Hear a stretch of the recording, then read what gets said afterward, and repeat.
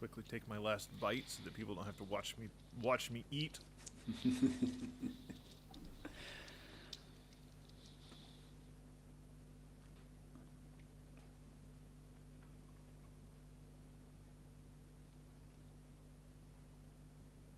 I'm thinking about the time.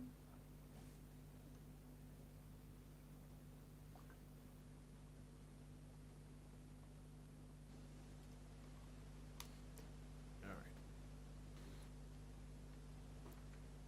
You guys have been on the show before. You know how this goes, but I'll do a brief intro, then I'll introduce you guys and bring you on and talk for somewhere between 45 minutes to an hour about the project, what's going on with it. At the end of it, I'll dismiss you. You can stay on the call. And I like to tell people that it's like new friends sitting down and geeking out over something technical. That's sort of the vibe that we go for, that people seem to appreciate. This is what I like to do too. So it's funny, the FLOSS Weekly interview, it goes about the same as a lot of real life conversations.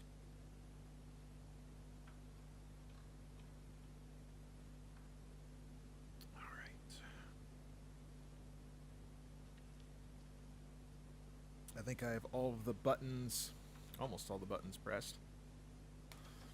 There's a setting somewhere in OBS to make it start recording every time I start streaming, and I apparently do not have that checked, but oh well. Okay, I think I am ready. Any final questions for you guys before we start? All right. Nope. No, I guess we are fine. Lars Kiesau and Olaf Schulte. Is that reasonably close? Correct. Close enough. Okay. Close enough, definitely. Okay. I understand. You guys can correct me once we get into it. Here we go. It's time for FLOSS Weekly. That's the show about free, Libre, and open source software. I'm your host, Jonathan Bennett, and today we are having a revisit from a project from quite a while ago. We are talking OpenCast, and that is, well, it's all about video and casting, but not, I don't think, in the same way that OBS is or Video Ninja. No, OpenCast is more about, it's open source video management, but it's more about academic institutions and places like that. So we're talking sort of a bigger, maybe more formal solution. But today, we've got a couple of the experts with us. We have Lars Kiesau, who's been an OpenCast developer since 2009. And we've got Olaf Schulte, who's responsible for video management at Zurich, Switzerland, and has been supporting the OpenCast project ever since 2007. And he joined the board in 2011. So we have a couple of real experts to, first off, tell us what exactly OpenCast is, and then get into all of the nitty-gritty details. So to start with, welcome to both of you guys. Appreciate you being here. Thank you, Jonathan, for having us. Yes. And yeah, so, thanks for having us. Before I forget, it's nice to be back. Yeah, it's good to have you back. Before I forget, where are you guys talking to us from? I'm in the middle of the U.S. I'm in flyover country in Oklahoma. I don't think you guys are very close by me. I'm in Zurich, Switzerland, where it's getting dark over time, so you will see that the lights are going down here over time. Yes. Still in my office, though. I'm sorry? Yeah, I'm at home already. So I'm visiting here from Osnabrück in northwestern Germany. Yeah, it's also getting dark here. It's also actually beginning to snow right now. Oh, fun. We just got done with some snow here in the U.S. For the sake of everyone listening, who is Lars and who is Olaf? So I'm Lars. And I'm Olaf. All right, very good. Makes sense. Okay, so what is OpenCast? I gave my my best impression of knowing what it's about, but I am not the expert here. It's up to you which one of you want to take this question. But if someone says, okay, let me put it this way: what's the problem that somebody has that they go, OpenCast, that's the solution to it? So I guess I take it, yeah, actually quite close when you say it's about open video and it's about streaming and it's about video recordings, but all related, or mostly related at least, to higher education. So you wouldn't actually run OpenCast at home to, I don't know, have your DVD collection to stream somewhere or something like that. If you want to do that, technically you can, but just don't. It's not fun. However, if you run a school and I don't know, you have a lot of videos, a lot of people recording stuff, you may even have lecture halls where non-technical personnel wants to be recorded, then OpenCast is all about this automation. It's also, there is, since we last spoke, development of a new video portal, so it's also about kind of a YouTube for your campus project. So larger scale, all of that, and lots of automation. So if you want a story to imagine how this works, imagine you are a lecturer, and a lecturer of, I don't know, ancient Greek mythology, something completely unrelated to technology. So you have no idea about technical stuff. You don't know, for example, how to record your lectures yourself. What you want is to just tell someone, well, please record me. And of course, you could send out people who then set up a camera and stuff like that. But that's actually a lot of work if you have a lot of lecturers, and that's extremely costly. Instead, what OpenCast provides is that you have an integration in, for example, your room media, so whatever goes on your presentation can be automatically recorded by capture devices. And then as a lecturer, I just have to tick a box when I schedule my courses and say, you know, I want to be recorded. I enter the lecture room, the camera turns on automatically, sounds being recorded automatically, and then even the video processing and stuff like that is mostly automatic. Of course, people can interact with that, so there's a manual video editor mode, as for example, but to the most part, people don't have to. And if you look at schools, so our school, for example, has about 50 to 60,000 videos recorded in OpenCast, which you don't want to do manually. And we are far from being the largest school when it comes to recording. Mm-hmm. So, boy, there's a whole bunch of different directions that I want to go with this all at once. We last talked to you guys, I think, in 2019? Exactly, yeah. There's been some things that's happened since then that are probably important. I know a lot of in the U.S. at least, a lot of high schools and even younger schools did a lot of virtual learning as a result of COVID and those things. Did that impact the project? Was that a big deal for you guys? Absolutely. It was a major impact on our project and on the requests we had with respect to whatever form virtual learning can take. And that totally depends on the school you are at and the school's policies towards COVID and after COVID towards the new normal we found. So what happened first is that the number of recordings overall and the number of videos, sorry for the ambulance. That's all right. The number of recordings overall increased. So people doing virtual lectures, everything could be recorded, and people had to start and think about what to do with these recordings. And as Lars indicated, the number of recordings suddenly increased from a couple of thousands to 10 of thousands, which is something that you have to organize in a video management system of some way or another. Take the live streaming, for example. Most universities didn't do live streaming before COVID, and suddenly it became a necessity in order to reach students, which is also something that OpenCast was able to do before, and we actually dealt with that part of the technology during COVID in order to increase or to decrease the latency, for example, because of the need for interaction in the virtual learning scenario we had in most schools. So I think that many schools saw the necessity to find a solution for all the videos they produced. If they had a video management systems, let alone whether that's OpenCast or a commercial solution, they certainly had to find a way to deal with a large number of videos afterwards, how to store them and how to pay for storage in case you have a commercial system. Because obviously, the more videos you have in a commercial video system, the more you have to pay for that, which in turn raises the question of whether you want to pay for older recordings being stored away and not being watched. That was pretty interesting to see how differently schools were dealing with that. We certainly benefited from that situation in that we were able to sort of develop new features. Lars can talk to that better than I can. We have a web-based do-it-yourself solution for recording called OpenCast Studio, where teachers can sit at home, which is what you did at the time, and record their lectures in order for students to see that, something we didn't have.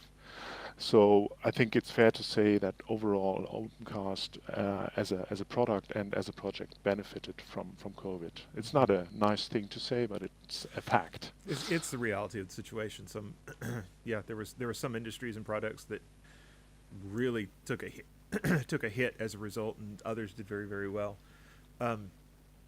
What you mentioned the kind of the dichotomy between an enterprise, a paid solution, and OpenCast. Is there crossover there as well? If someone says, I want to use this neat open source project, but I don't want to be the sysadmin for it, what's the solution there look like? So if you are a school and deciding on whether to either buy a commercial system or use OpenCast, you don't have to run that for yourself on-prem per se. So there are different options.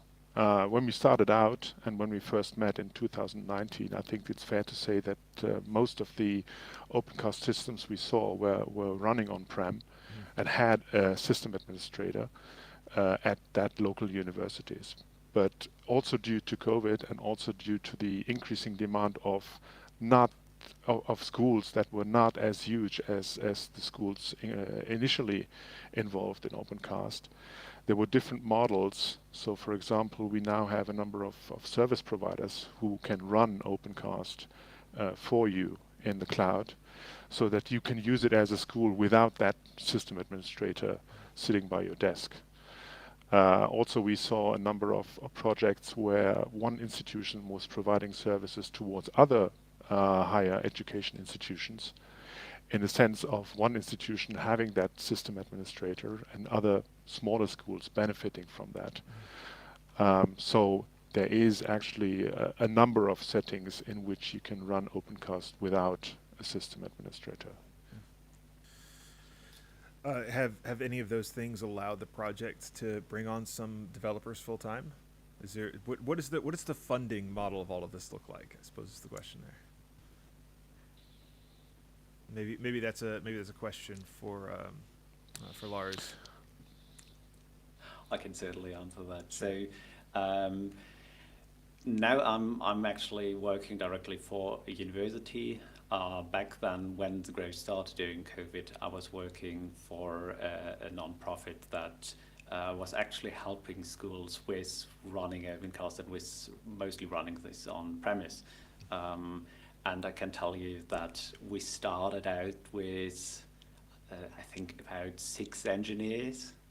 At the end of COVID, there were about 20 engineers. And most of them were actually working on OpenCast. To be fair, most of that work went towards the customers and setting this up locally and solving local problems. But a lot of that actually goes also in the direction of the project. And what I, for example, found pretty cool back then with my previous employer, that they have for every contract a margin of 20% of all time spent on this project actually goes to the open source project directly. So that's time that is being spent on the project directly.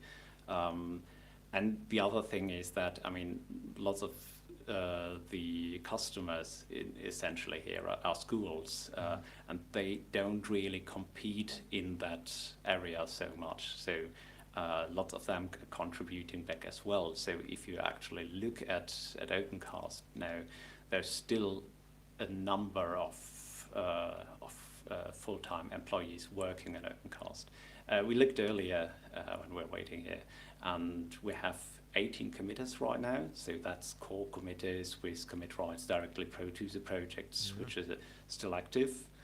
And yeah, I think that's quite a lot, and most of them are employed somewhere to work on the project actually. So I said right at the beginning that not a lot of people would run this at home, so we don't get a lot of individual contributors who say, oh yes, I want to do that. We actually get this sometimes because students find a bug and they want to fix it, which is pretty nice, but most of the contributions actually come from people employed by a school or something like that, or by one of these service providers. Yeah, very cool. But let me just add that this certainly sounds quite good when you talk about 18 committers, for example. But you have to keep in mind that they are employed at an institution.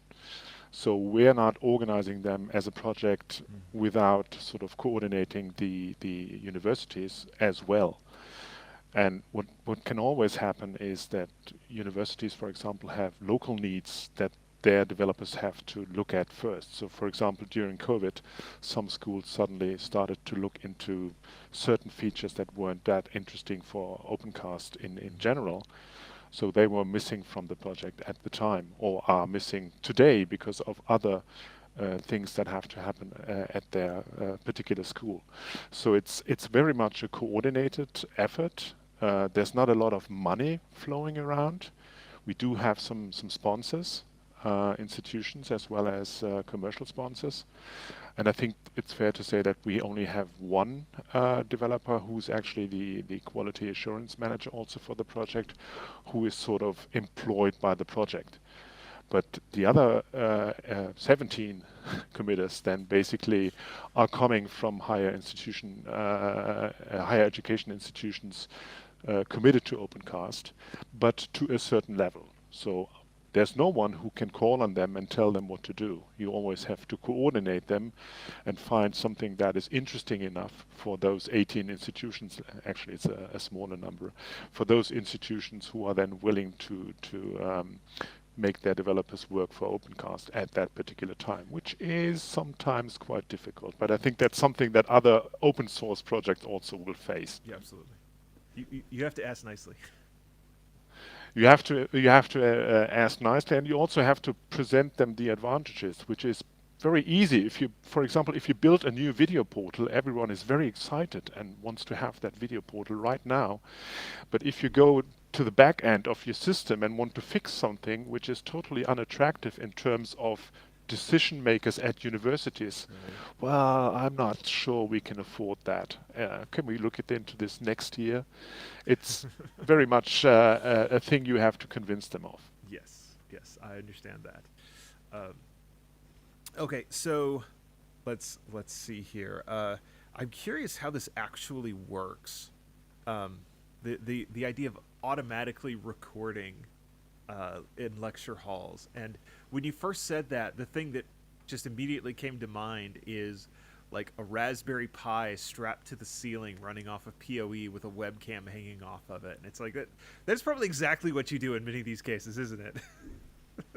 You know, it's actually quite funny because when the first Raspberry Pi came out, I was back then still a student, and I thought, well, can I build a capture device from this? Actually, that's not true. When the first camera module came out, not the first Raspberry Pi. And yes, I did that. And some schools actually tried employing that. But in the end, most nowadays actually buy their devices from vendors. There are big technology companies like Extron Electronics, like Epifan, like Adina AREG, and so on and so forth, where you can actually buy devices compatible with OpenCast. And the way it works, to oversimplify the whole thing, is you have essentially a calendar for each room, where you make entries and basically just say, okay, From 9 a.m. to 10 a.m. there will be an event here.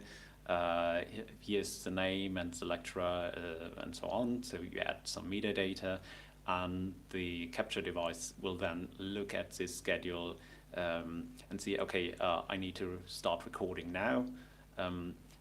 There can be more integrations, like for example, we have displays showing people that the recording starts right now.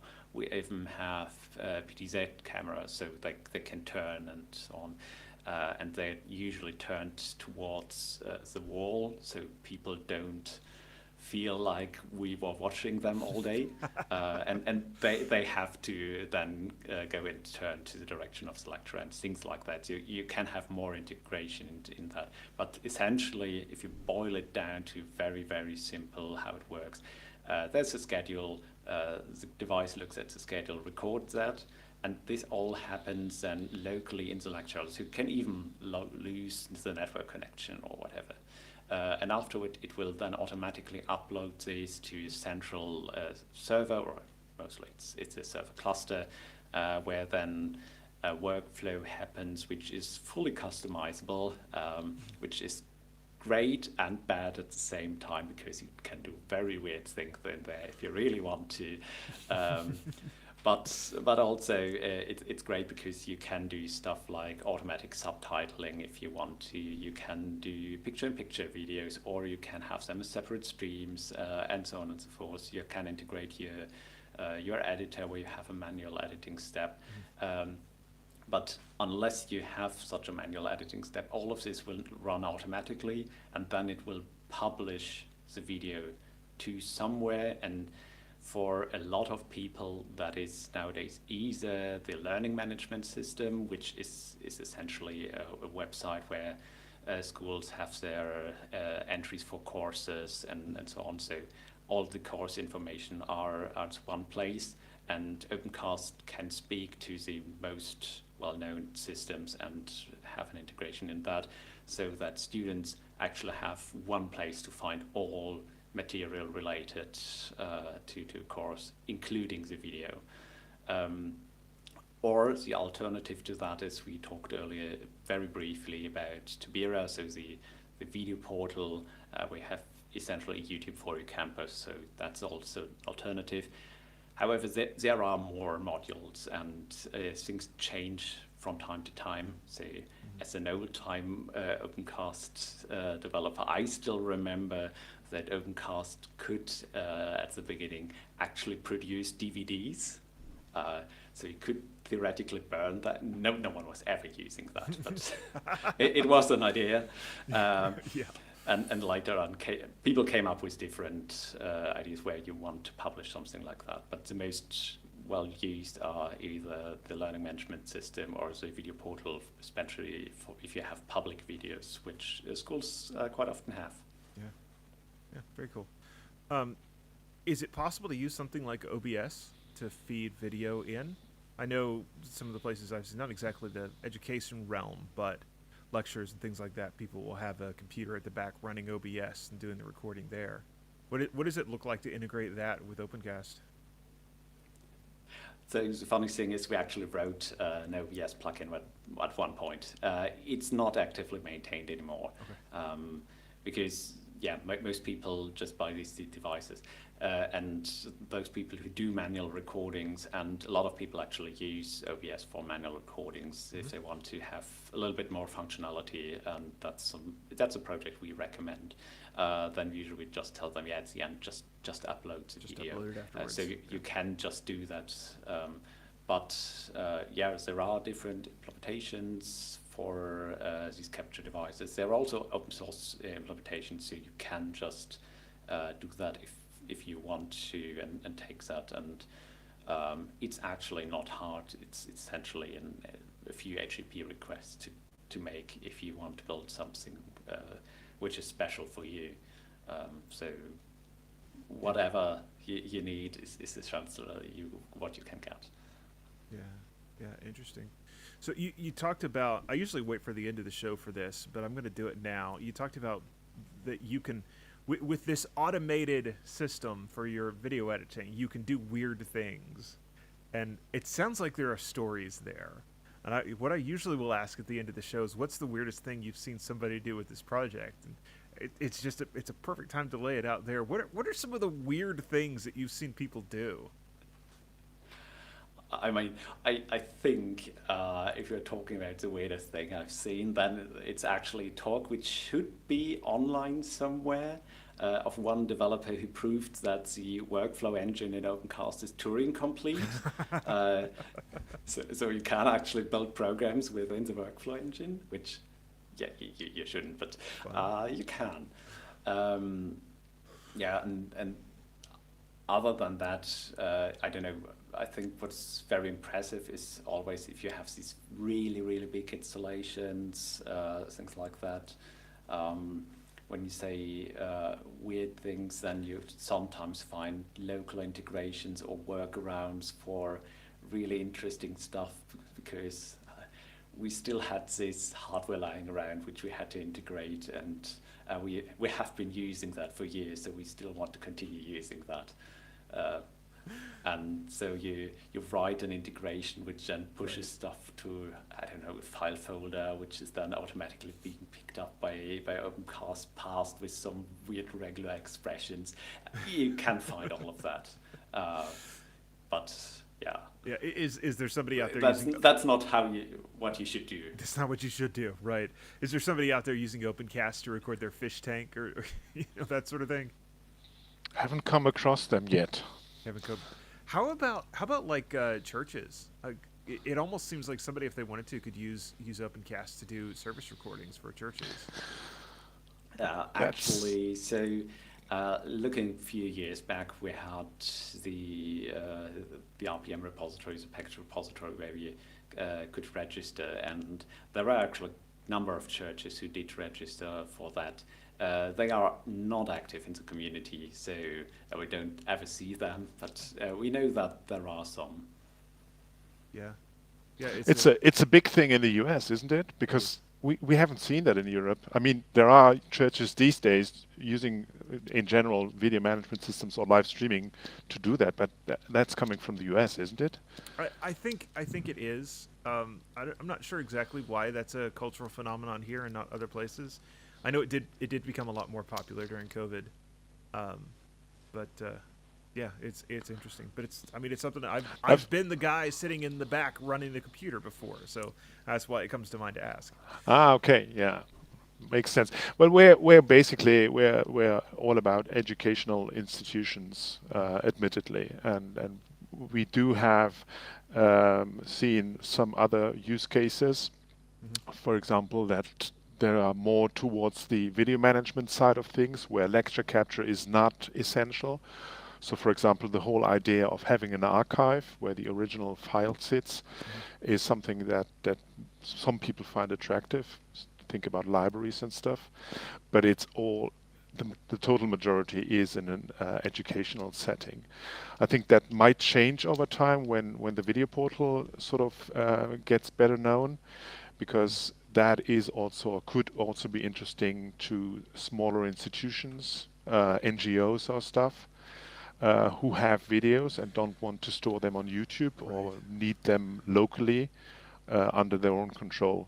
But as far as OpenCast as a lecture capture system is concerned, obviously the pace is set by universities mainly. Yeah, I think that is an interesting thought. One of the problems that I've seen with people that don't want to use YouTube, what they really don't like, is that it can't control the ads. And so to put it into that same sort of religious service setting, because again, this is what I have a bit of experience with, it's like, we're going to stream our service to YouTube, but the advertisement that someone's going to get in the mid-roll of the service is, and it's just something completely off in left field. And it's like, that's not the experience that we want for our churchgoers. And the same goes for your school, doesn't it? Yes. I mean, absolutely. we do have other systems here in Europe who pursue this idea of YouTube for your campus, and one of their main selling arguments is that it's ad-free and that it's under your control what people can actually see. Right. So I'm sort of surprised that some schools are not bothered with that, but still makes a difference whether you can afford to look into open source alternatives in general. I'm not saying that it's completely accessible in the way that YouTube and other commercial opportunities are available, but sort of the threshold has become definitely lower compared to when we last spoke.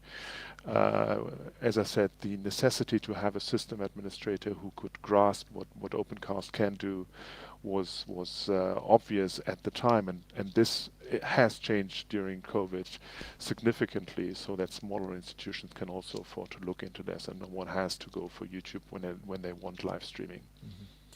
What does the process look like of setting up an OpenCast instance? Like, I'm assuming this runs on a Linux server somewhere, but like, walk me through sort of kind of the steps and the technologies that make it work.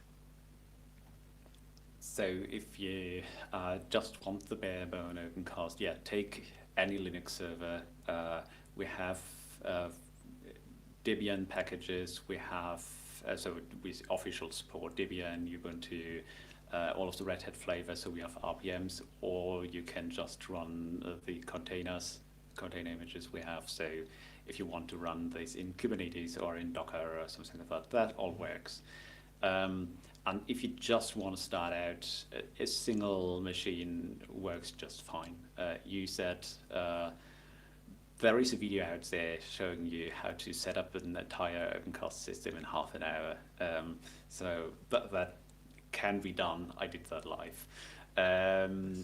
And it's essentially just, at the repository, install the packages at a database, do that, you're up and go. And can run OpenCast. What's more interesting is obviously if you want to scale it or if you want some integration. Let's just assume that you want integration in your rooms. We talked about that earlier.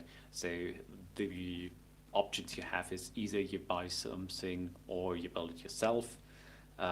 If you want to build it yourself, you need any form of video capture card. I mean, they are quite cheap nowadays, so you have these USB dongles which you can use. If you want to use that, that's another question because of reliability. But there are also more expensive options out there if you want to spend the money. And then you would install the capturing software on that and bring that to your lecture hall.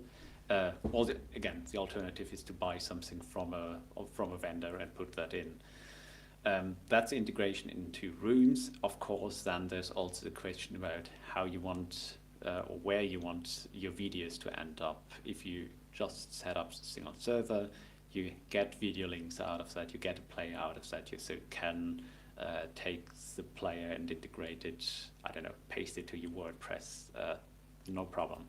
However, you have to decide if you have an LMS. We have for some of the larger LMS just native plugins where you can just install that. Let's say you run Moodle, you install the Moodle plugin for OpenCast, you enter the URL of your OpenCast server and credential, and that's it essentially. Mm-hmm. The more you want to integrate, of course, the more complex it goes. The other side, as I said earlier, is scaling. If you're a small school, you have a few videos a day, a single service is just fine. If you do have more, so I don't know, we have sometimes 12, 14, 20 recordings a day, and these recordings are not 5 minutes, these are usually 2 hours. So there's actually a lot going on, and if you want to process all this video, what you want to do is to scale, and that's relatively easy with OpenCast. You can, instead of setting up all in one system, just set up a number of systems, and there are different flavors like the admin node, the presentation node where the video ends up when the player is delivered from, and then there are worker nodes, and you can essentially have an arbitrary number of worker nodes depending on how many videos you want to process. But you don't have to start with setting up, I don't know, 50 machines with all your workers, because just start small, and you can always scale up later on. What's the underlying technology that makes this work? Is it does it run on top of Apache? Are we talking about a big Java server thing, or I hope not? Yes, it's so. I'm sorry about that, but yes, it's actually an enterprise Java stack from. I mean, OpenCast is quite old, so we started 2008 or 9, I think, was the 1.0 release. That's a while ago, and the underlying technology has shifted slightly over the years. But essentially, it's a Java OSGI app with actually, I think, about 180 or even more services. So it's a microservice architecture. But yes, it's Java, it's OSGI.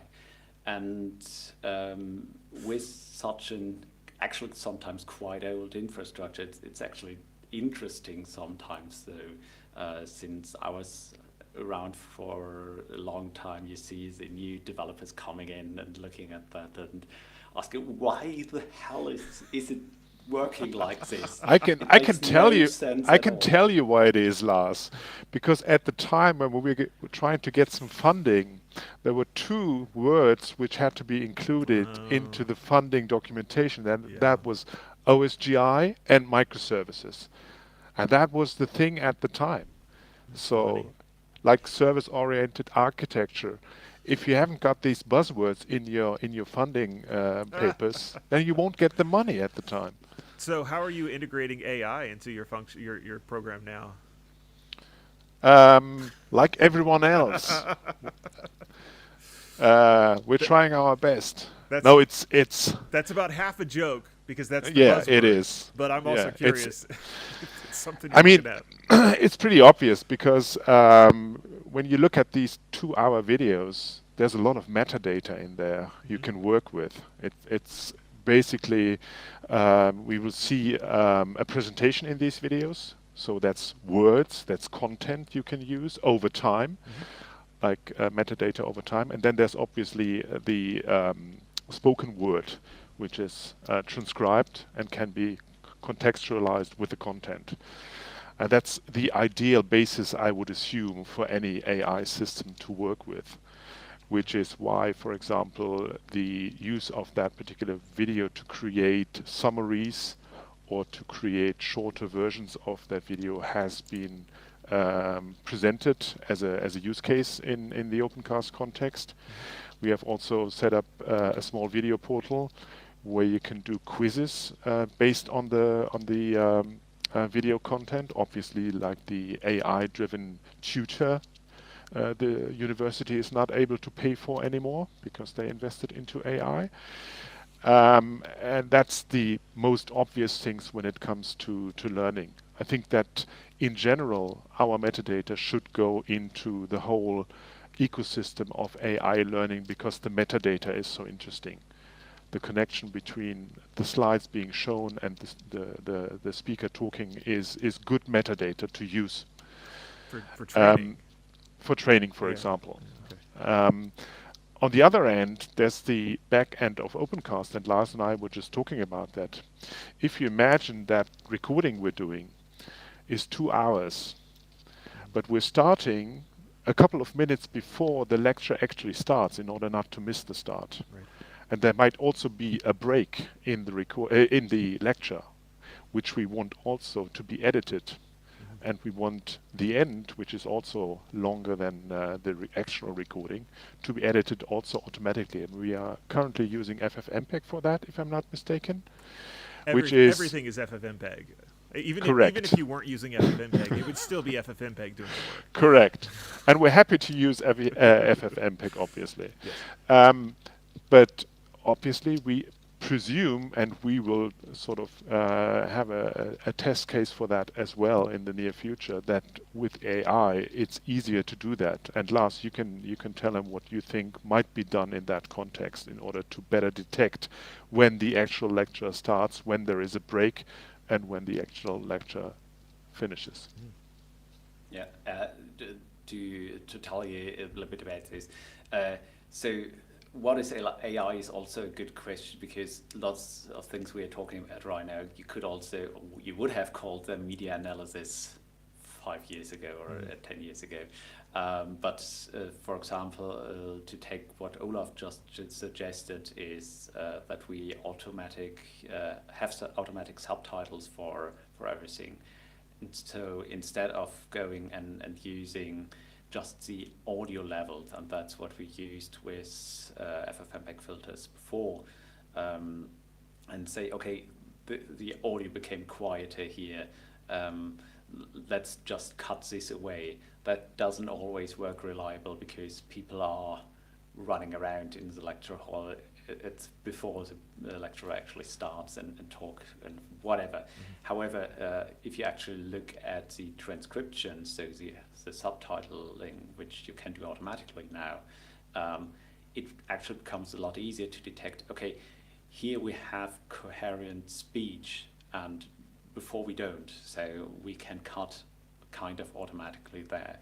And the second thing is what we usually do. So you could just say, okay, let's cut this completely automatically. What we can also do, and what we most often actually do, is to just generate suggestions, where someone can actually take a look at this, just say, oh yeah, that looks fine, go on. If someone detects it, that it's not fine because, I don't know, they have a private conversation at the beginning or whatever, which can happen because people forget, then they can still cut that away. That's actually an interesting question that I thought about earlier, and I wasn't sure whether it applied or not, but there are... We've entered a realm where there are multiple new privacy laws that... I'm an open source and a privacy enthusiast, but I would say that some of these privacy laws are insane because of the things that they attempt to require businesses to do. Like, for example, the right to be forgotten. I have problems with that. But anyway, that's not what we're here to talk about.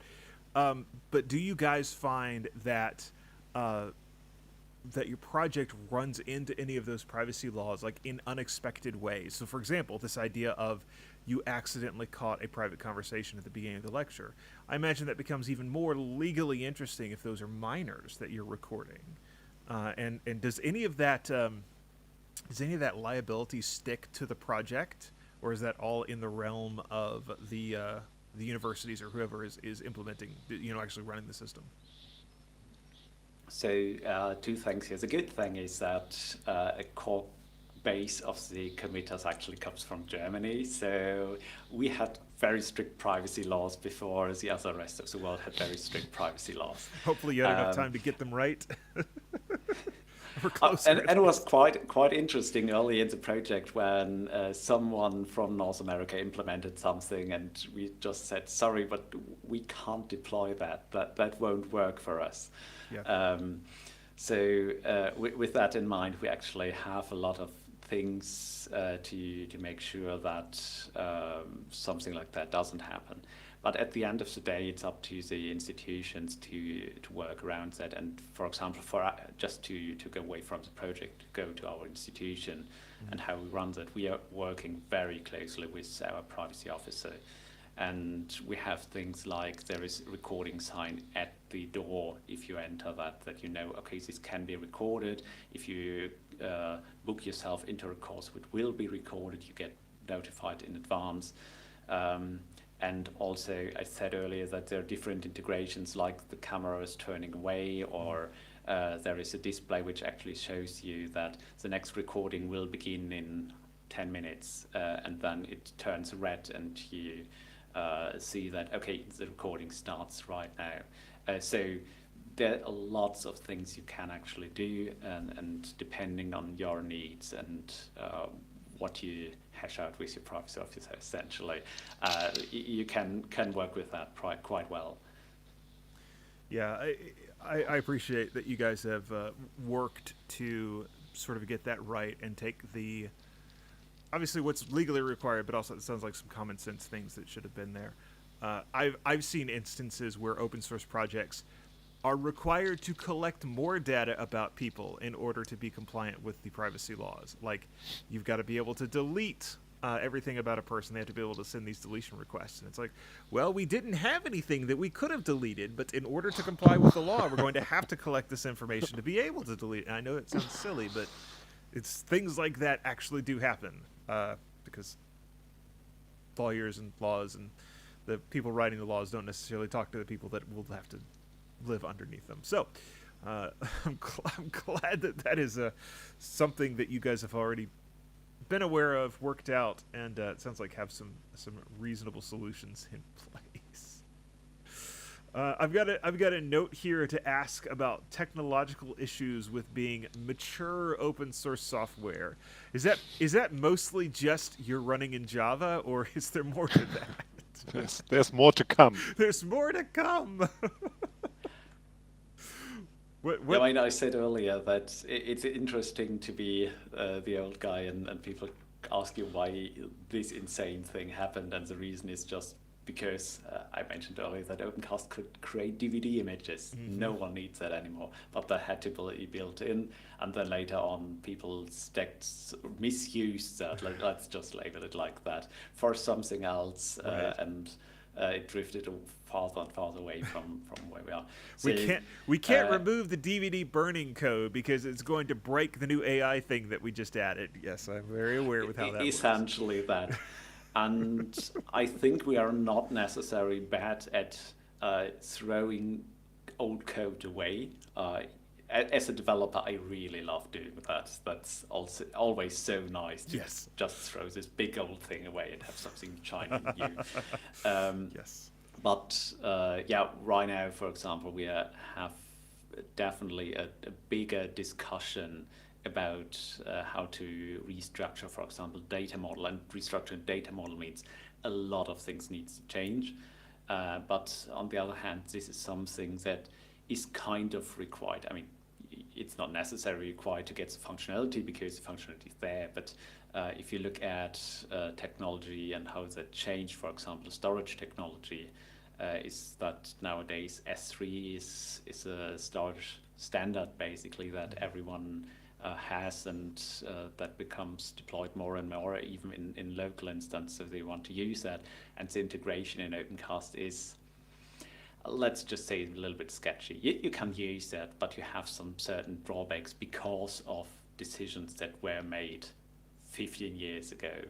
And that's something we need to change, and something like that can come up from time to time. Another would be, we have an OSGI base, Java OSGI base, and we used some Spring components back in the day. They worked pretty nicely with each other. At some point, the Spring project decided to not use OSGI anymore, which is quite challenging if one of your core libraries doesn't work with one of the other core libraries anymore. And you can work around that, but sometimes you just have to redo something in the backend that no one wants to see.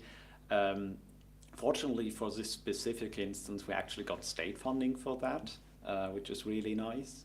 So we have a few years to get this right and to have a few people working on that, which I really appreciate, because something like this is really hard to sell to a single institution or even a couple of institutions, because no one sees that anything happens. At the end, you have the exact same thing. Now, it will make everything in the future easier, but that's not what the decision makers necessarily see. So,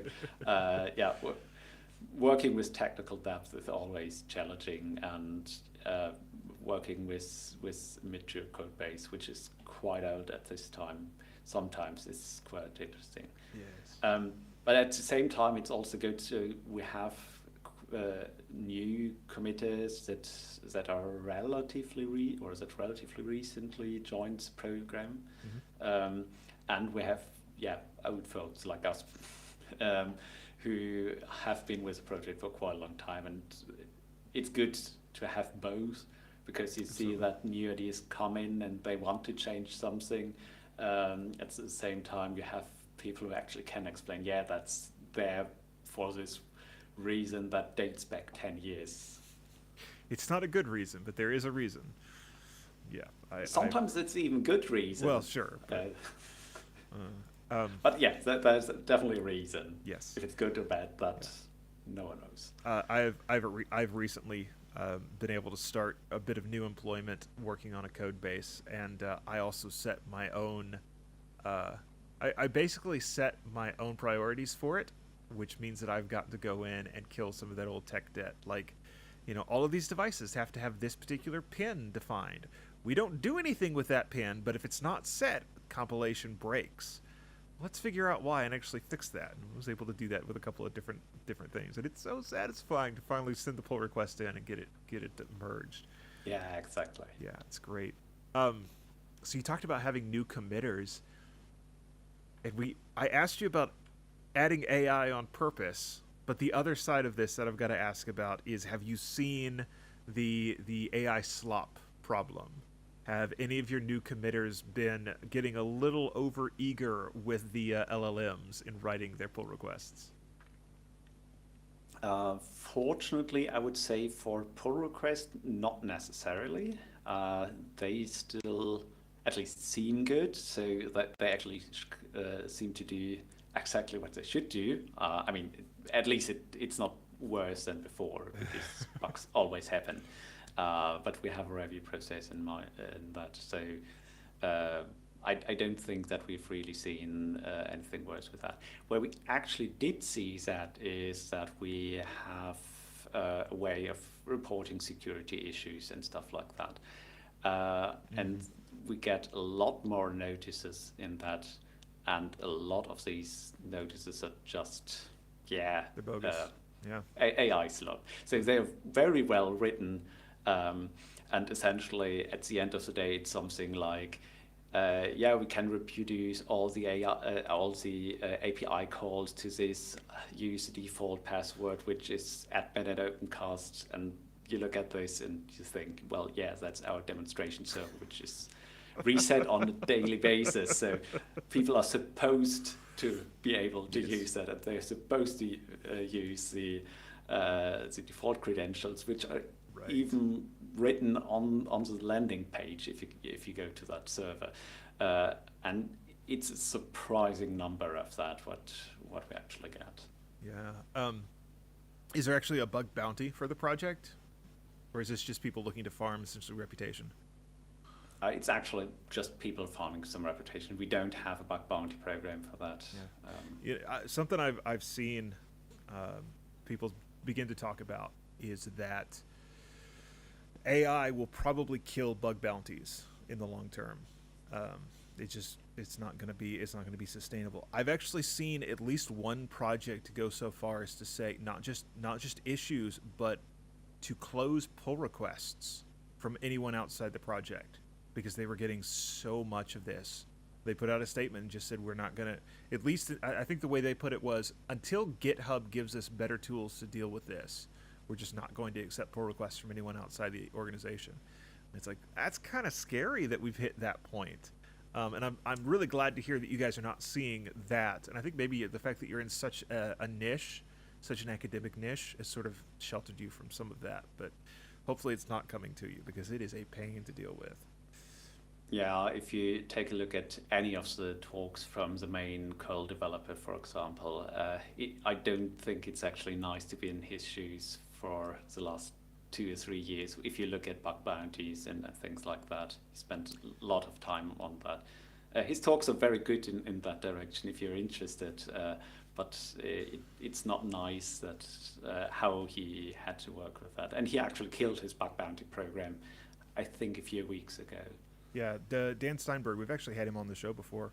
And yeah, I saw that they were one of the ones that they killed the bug bounty program. Curl is in the running for the most installed software in the world, right? Because it's in so many different places. And Dan did something. He's humored about it now, but he put his email address into the curl license. And this is he gets emails from people completely off the wall, And I bet he's now getting emails from LLM agents that are completely off the wall for similar reasons. But he talks about, like, if somebody's in their car and they're poking through the infotainment system and they're looking for help, they're looking for an email address. Well, one of the places that they might be able to find an email address is in the terms of service, the licenses, the curl license. His email address is going to be in there in the license, and so he'll get, please unlock my car for me. Poor guy. Yeah, super interesting. So on the other side, do you know, are your developers actually making appropriate use of AI to write some of these new features?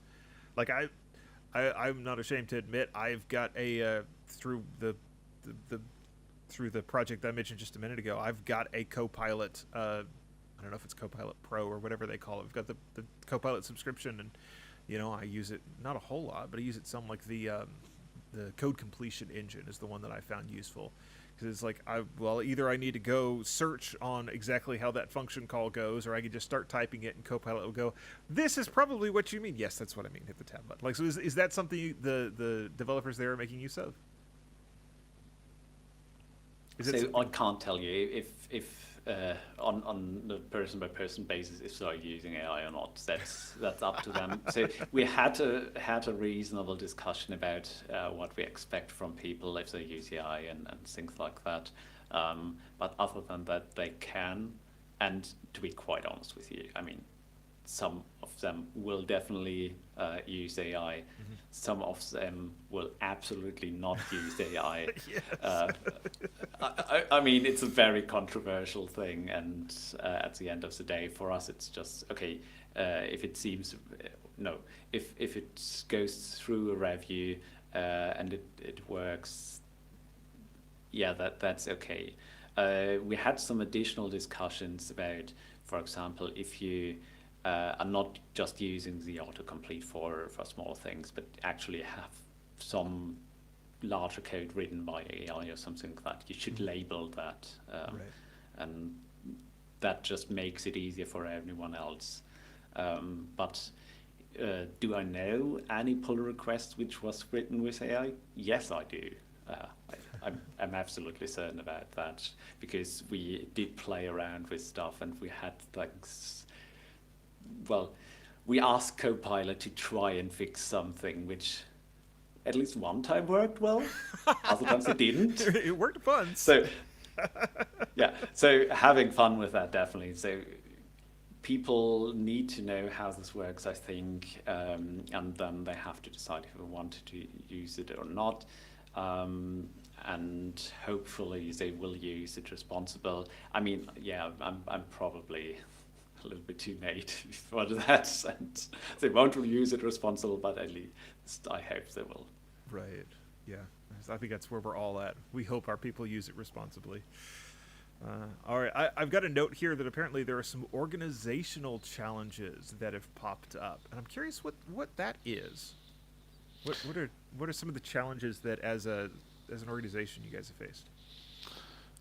I think you should add what are the challenges you face as a small organization, because with the number of committers, you can imagine that everything else that has to be organized is organized by a small number of people as well. Yes.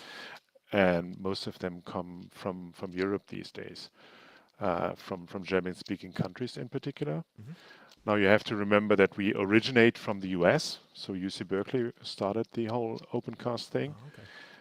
But over time, there were less institutions in the US interested in this, which is somewhat interesting with respect to the fact that the open source alternatives seem to be more popular in Europe these days in general. Mm-hmm. So for example, if you think learning management systems, I think that Moodle, for example, is very popular here as an open source LMS.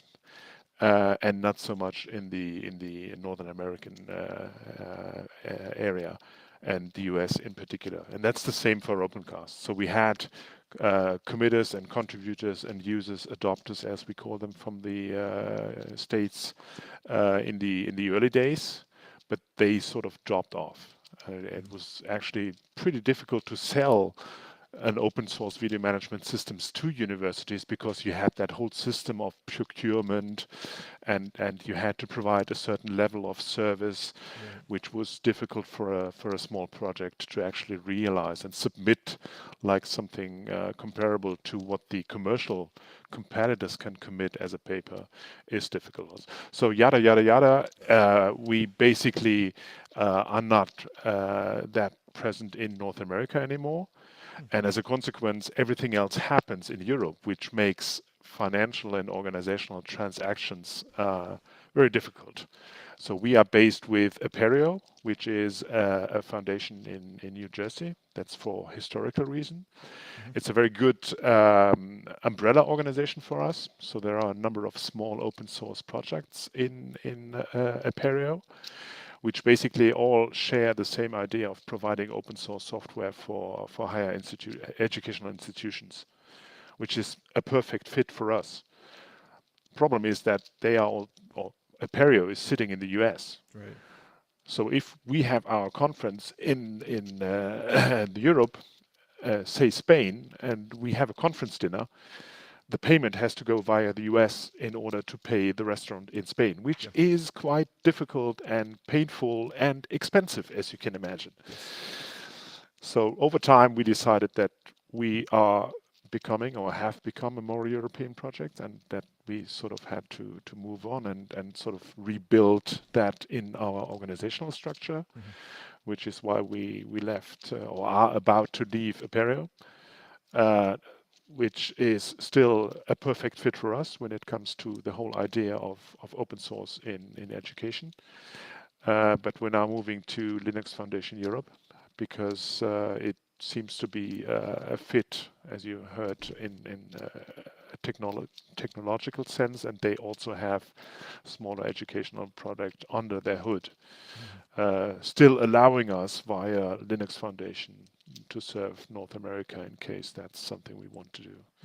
So that's what we're doing this year, basically, from an organizational perspective.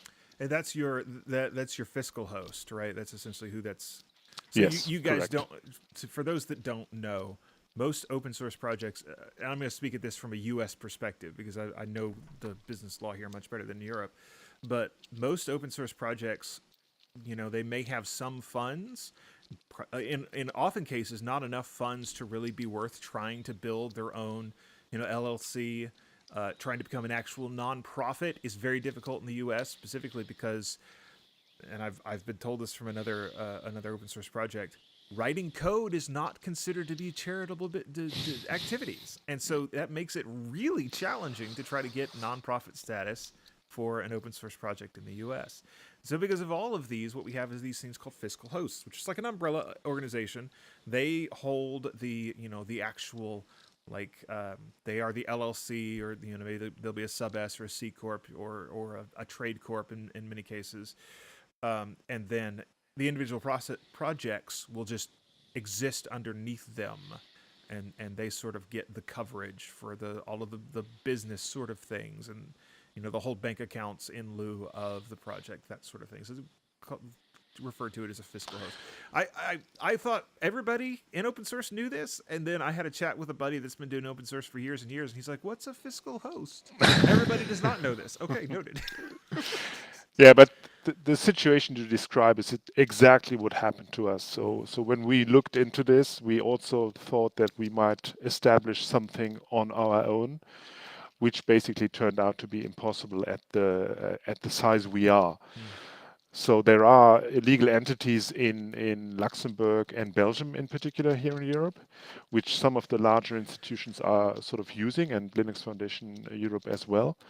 But that's not something a small project like ours can basically use. You either have to pay too much, or you have to organize too much and know too much about the legal entities and the resulting financial, transactional, organizational implications in order to deal with that. And that's why this whole idea of having an umbrella institution for smaller open source projects makes perfect sense for me, because then there's someone who makes sure that our license is good, our trademarks are good if you have them, the financial situation is good, someone is taking care of that, someone is looking into other fiscal activities and so on. It's just a shame that there is that sort of difference between the North American and the European sphere, which we're leaning towards Europe these days. Yeah, in the U.S. at least, it is almost trivial to set up an LLC. Like someone that knows what they're doing can get one going in most states in about 30 minutes. I mean, literally, you can get something up that fast to be able to go to a bank and set up a bank account. I imagine in Europe it's probably a little bit more complicated, maybe a little higher barrier for entry. One could disagree which approach to that is the better one, and probably it just depends upon the scenario you're talking about. But it is a bit different. Yeah, we actually did ponder that as well, but decided against that too, because all in all, the size of the project doesn't allow for us to spend too much effort and resources into organization, and that's why we think that being part of a larger organization makes perfect sense for us as a small open source project. Mm-hmm. Yeah, absolutely. I don't know about most, a lot of open source projects take this path of using one of these fiscal hosts. It's very popular for the reasons that we've talked about, right? You almost have to have something. Like once you hit a certain size, once there's money involved, you've got to have something just to keep everybody out of trouble. So that makes sense to me. Yeah, I mean, you have to have something like that. And honestly, the people involved with the project usually don't want to spend all of their time dealing with money-related things and law-related things and so on. I mean, that's no fun. Yeah, to be able to do it in-house, you've almost got to be big enough to have full-time employees, right? And so you've got to have somebody like me that sort of knows what they're doing and can do it full-time. And even at that, the project that I'm in, we still have a fiscal host for the open source side of things. So, it's a lot to have to deal with. All right, so we talked about one of the plans that you guys have for 2026, and that is coming under the Linux Foundation Europe as your umbrella organization. What else is coming in 2026 and in the future? So before Lars talks about the various projects he's involved in, I'm just going to mention that video portal again, because it's pretty important for us in a strategic sense, in that we're still moving towards getting OpenCast into the direction of medium-sized and small-sized institutions, and maybe even institutions beyond the universities we are currently serving. So that's one of the main focuses for us from an organizational, from a marketing perspective, to put the video portal to Vera in the front space, in order to make people realize, well, I'm using this video portal and there's a OpenCast beneath which I don't see. And that's pretty interesting for those smaller institutions. So that's from a board perspective. We're having a board to sort of share the strategic perspectives of OpenCast. That's pretty important for us at the moment, and Lars can talk to a number of the other projects we are looking into for the next couple of months and years. Just before we go to that, yep. is Tabira the name of the video portal? Yes, and it seems to be a portal in Japanese. Ah, okay. I wonder where that came from. So I've navigated to tabira.opencast.org, and I'm seeing lots of cat videos. Which it's supposed to be for cat videos. Yes, that's correct. That's you why can. we have the If you stumble upon a dog video, that's my dog actually. This is interesting. I could see this, the video portal, because it looks good. I could see this taking on life outside of just the even just the educational sphere, because businesses want to be able to put videos up somewhere, and I don't know that any of the existing solutions are really great. So I mean, this could have some legs for you. Let's see where that goes. All right, sorry to Yeah, interrupt. I'll Continue. kind of hope that happens at least for smaller schools and so on. By the by, tabira.opencast.org, that's the test server. If you want to actually see a few of our conference recordings, they are kind of production Tabira, you can go to explore.opencast.org. But he can upload his cat videos on the other demo server. There you go. Exactly. That's what OpenCast is all about, cat videos. Actually, we have an internal channel called OpenCats as a twist of two characters. Nice. Yeah, going for a reasonable additional things to happen in 2026. We already talked about backend infrastructure, data model stuff. Really boring, but really interesting. Really important. Interesting and to a very interesting. small group of people, right? Exactly. So that's hopefully happening. But we also will hopefully see a few other things. For example, we have this editor we briefly talked about. This is not only for video editing, but it also has things like subtitle editing and so on. And there will be a few extensions to that. One is that there will be a new chapter editor. The other thing is that we want to have an interactive video editor. What that essentially means is that you can bring quizzes or additional information or something like that into your video, and you can have, I don't know, your video pause at some point and ask, we just talked about ancient Greek, and what is the name of, I don't know, the capital of Sparta at that time, which hopefully anyone can then answer. Yeah, and things like that is something that hopefully will improve things a little bit towards the learning experience related to these educational videos. There's also things when you look at hardware encoding and things like that. Essentially, this is a side effect of AI, because there are now lots of GPUs at institutions, and well, you can use them. Did we just lose Jonathan? No, I've got you guys still. He's there. I can see them. Okay. Oh, good. Go ahead. You've got GPUs lying around in Osnabrück, obviously. We got some GPUs lying around in Osnabrück, yeah. Yeah, so that's definitely something that's happening in 2026, hopefully. And then there are also some.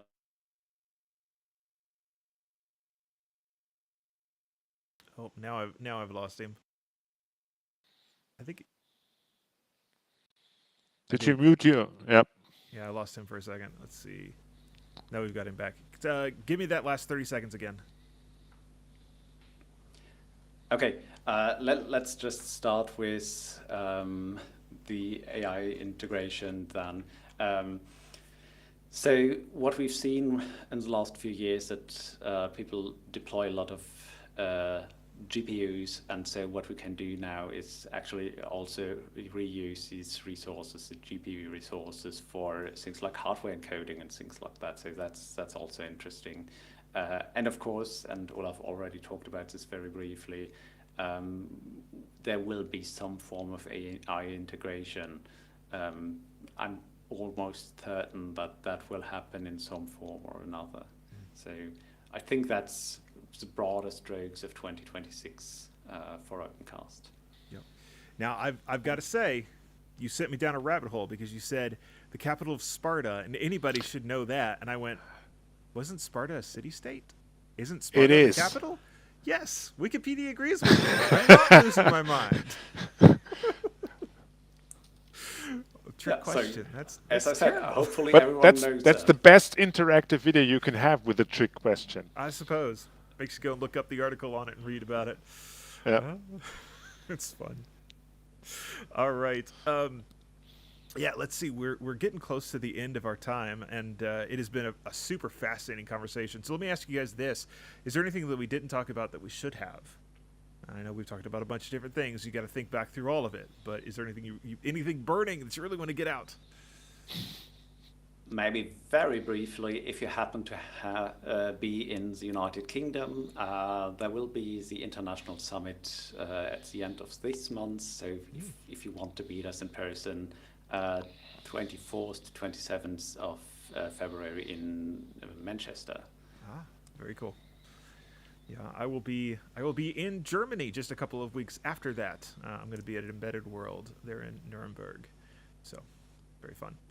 I don't know if anybody that knows me is going to be close enough to try to do any sort of meetup, but I'm letting folks know that I'll be there. Wait, you can wave at me as I go over, right? All right, so let's see. I already asked you guys what the weird things were that people did, and you told me nobody was using it to watch their fish, which I was a little sad about. Somebody out there, you need to set this up just to have a live aquarium cam. But what now? I do have a couple of final questions. I am required to ask each of you, and I do get in trouble if I don't. You guys probably remember these. Let's start with Lars, and that is, what's your favorite text editor and scripting language? So I definitely said Vim last time, and I think I still go with Vim because I actually use it quite a lot still. I do use other stuff by now, so it's not Vim and Vim only since back then, but I still use it quite a lot, so let's go with that. All right. And for the scripting language, it's probably Python. I actually use it quite a lot. Yeah, that's a very, very common answer these days.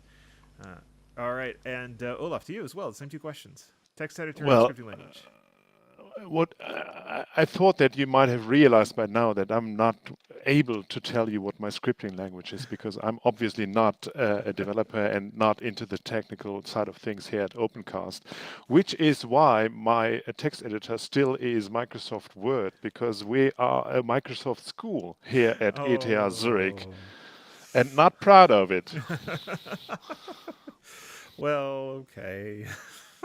I guess we'll take it. Gentlemen, thank you so much for being here. It has been a blast to get to talk to you both again after, 6.5, 7 years, something like that. And, give it another decade and we'll have you back to talk about everything that's changed since then. Thank you very much for that. All right. For having us. Yep. Appreciate it. Bye. All right. So that was OpenCast. And as we said, very academic focused, but particularly, I went and looked at that video portal, and very interesting. I really do have a feeling that that'll be interesting to other people outside the academic world. Maybe not the fact that it's all in Java backend, but who's to say? Anyway, it was a great conversation. Appreciate it with the guys. Next week, we are open next week. So if you know of a project that we need to talk to or you have one, let us know. You can jump on Discord or you can even email us, floss@hackaday.com, and we will get that scheduled. Other than that, just appreciate everybody being here. Thanks for those that watch and those that download. And we will see you next week on FLOSS Weekly. All right. Cool. Yeah, hearing your final remarks, we should have told you that the video portal is actually written in Rust. That's something I was thinking about. So I'm gonna have to do some edits anyways. We'll cut this in. Tell me about this. because the young folks have taken over OpenCast and they decided to build in Rust. You should have written it in Rust. Was that sort of a stressful or controversial thing, or was everybody sort of okay with it? I think it got unnoticed because we started the project during the pandemic and everyone was busy with something else. Shh, don't tell the old guys that we're doing it in Rust. Exactly. That's great. No, actually, it was actually part of our policy, wasn't it, Yaladas, to be open towards new technologies and languages in order to attract new developers. I'm not talking young, but new developers. Is that correct? I remember the discussion we had. Looking at different new projects or parts actually use newer things. So we have a lot of front ends written as a React app, for example, or something like that. So that's actually somewhat new. And back then, the original was vanilla JavaScript and jQuery and things like that. That at some point got replaced with Angular. That at some point got replaced with React. So we are actually somewhat good with replacing things like that. But looking at the core, it's just so hard to just say, you know what, this hundreds of thousands of lines of code, just let us throw that away and replace that. That's pretty hard. So that's probably staying Java for the foreseeable future. Yeah. But for side projects, it's different languages. Yep. I came up with a few potential show titles. You have to ask nicely. We can't remove DVD burning. It worked once. Interesting to a certain group of people, or that code is there for a reason. I like the last one. Okay, I like it too. I like all of them, actually. I thought they were all fun, but we can go with that one. Sounds good to me. I think definitely the newer developers will think that's a good title. I think that's sort of part of the universal experience of coming and working on a project that's been around for a while. Like, certainly we can throw this out, and then the old-timer graybeard, no, Sonny, that code's there for a reason.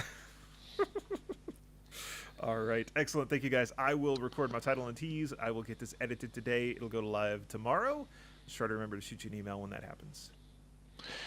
I think, if I'm not mistaken, we're due to meet again in 2033. I'll put it on my calendar. Which is, hold on, you have to be on time because this is shortly before me going into retirement. Ah, okay. So we have to do it early in the year because I'm in retirement end of the year. Gotcha. Just for you to remember. Yep. And I hope you're still around then. Yeah, I plan to be. So on a slightly more serious note, if you guys have some big developments in the project and you want to come back, just shoot me an email and we'll get it scheduled. Thank you. So, Thank you, Jonathan. It's fun to talk to you guys. All right. Awesome. Hey, have a nice evening. Thank you. Have a nice day. Bye. Bye guys. bye. All right, let's do our title and tease. That code, OpenCast, that code is there for a reason.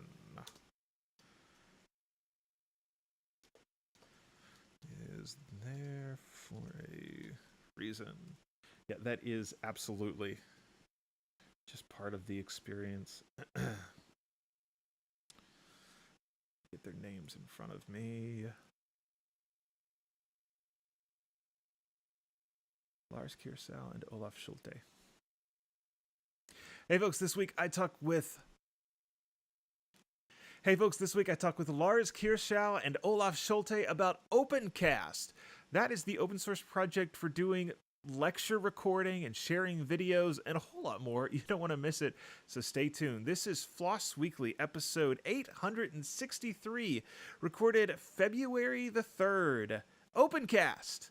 That code is there for a reason.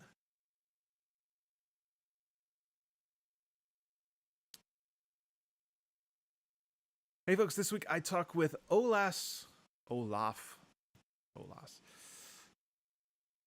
Hey folks, this week I talk with Olaf Schulte and Lars Kiersau about OpenCast. It's the open source project for doing lecture recording and uploading those videos to whatever your platform may be. I don't like that intro. That didn't go anywhere. The first one may have been okay, but I'd like to get another one to choose from. Hey folks, this week I'm talking with Olaf Schulte and Lars Kiersau about OpenCast. That's the project for recording lectures, uploading them, and coming soon, even a video portal built into it. You don't want to miss it, so stay tuned. This is FLOSS Weekly, episode 863, recorded Tuesday, February the 3rd. OpenCast. That code is there for a reason. All right, one of those will do. Thank you, everybody that caught us live. We'll see you next week. Bye.